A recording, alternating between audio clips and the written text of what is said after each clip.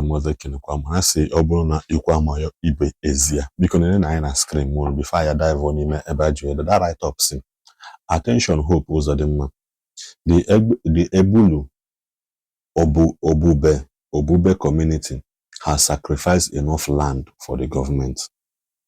Also, Nigerian Air Force headquarters has collected 100 hectares during Rocha's regime.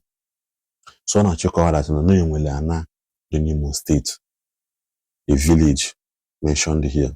So Boloni Siba, please, you will go idea before. Somebody like me, this is the first time I'm hearing the name of this community. Because Muamana Anakankuni Imo State. So this guy uncovered that during Rocha's era, that the Nigerian Air Force, the headquarters, Abiago that community seized over 100 hectares of land during Rocha's era. Or now Imo State government wants to take another 100 hectares. Why? So, Ebola na Imo State government na Hope Uzodinma na little say little. All this property, are you acquiring it for onye? Onwe here government nwere ya. One day Marasuki ne here government chọrọ iji aweme. Like this one n'okwu maka Nigerian Air Force, he made specifically and tagged them to show that na ndị Nigerian Air Force emego gini, police Air Force emego gini, ewelugo nke ahụ. And they provided a need for it, even in the Bible. But Jesus says, as a haji habute donkey dopota. Haju onye need, I said that the master need Elia. So because Hope Uzodinma and Dote, we well 100 hectares of land in the community. When the community kedi hunu GMA. Okay, yeah, but I bodo mmadụ okay. Government is a with 100 hectares of land. Gini kunu GMA. Unaji alo football field. Unaji alo headquarters non nothing. Unaji alo company. Unanajun so that obodo na amala ebe ha na enwe hope. Koda bụ na one day enwe environmental hazard. Asoke ndị will go 100 ndị will 100 echikwate atụwaza people actually from their ancestral lands. Atụwaza people actually from ebe ha kwesị ebe mmadụ we are born and brought up in this location. Or ebe alụọ ihe a na-kwesịrị ịrụ in an environment ebe ahụ kwesịrị ịdị. These are some of the things ndị mmadụ na-ajụ. Because I'm in this video, our brother name, because me as a person, I'm beginning to see that there is something wrong somewhere in some communities in Imo State. What are their interests?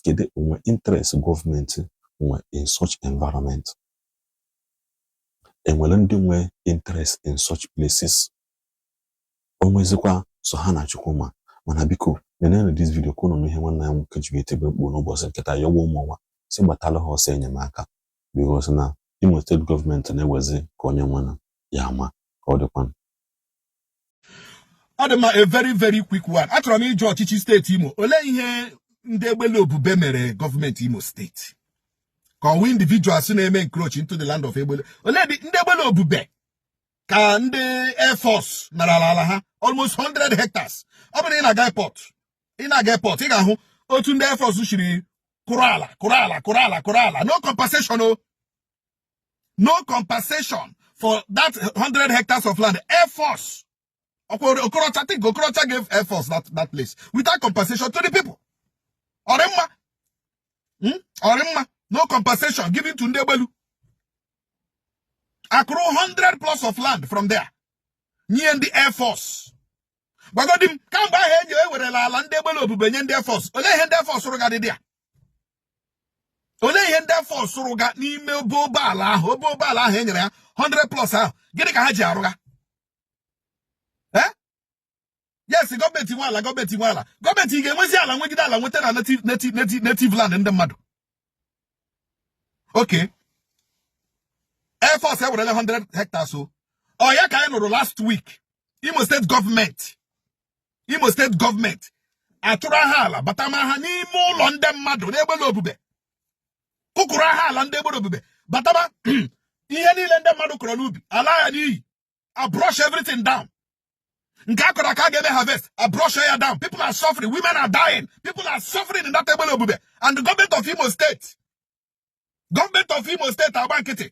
Ogo for the Gikuana has the Why are you people suffering people? Why are you people suffering villagers? Why are you people suffering the native of this state?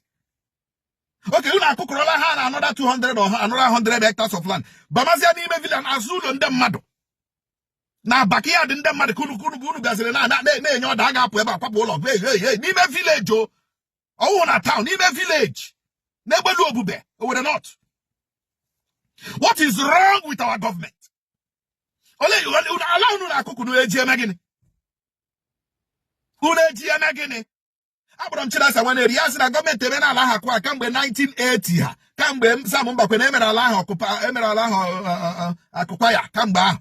Emere akụkwa ya. How? When? Emere akụkwa ya how? When? Unu bịa unu ele the only place ndị mmadụ nwere ha ga-eji arụ ụlọ ma ebe ha ga-eji settle down. Unu anaghị ya. Ndị ogbelu obube Owerri North obere unu gịnị? I chọrọ iju gọọmenti Imo State. And abịa n'egbelu obube, we have a lot of ndị APC which ndị ama ama n'egbelu obube. A lot of few people which are the APC, ndị gọọmenti na gọọmenti which are ndị egbelu obube. What are you people doing for your people? Local government chairman of Owerri North, what are you doing? House of Assembly member, House of Rep member, what are you people doing? You need not APC. All of you not APC. And while your people are crying, you are there just to give cushion. You cannot fight for your people. You cannot speak for your people. And when he get you are in the same party. What is your role? What have you done? Have you spoken? Have you even solicited for them? Why are you occupying those positions where you cannot speak for your people? Can you not there, name? About who not there? Ebola obube tagahu na hectares of land. The Air Force whatever buy any first.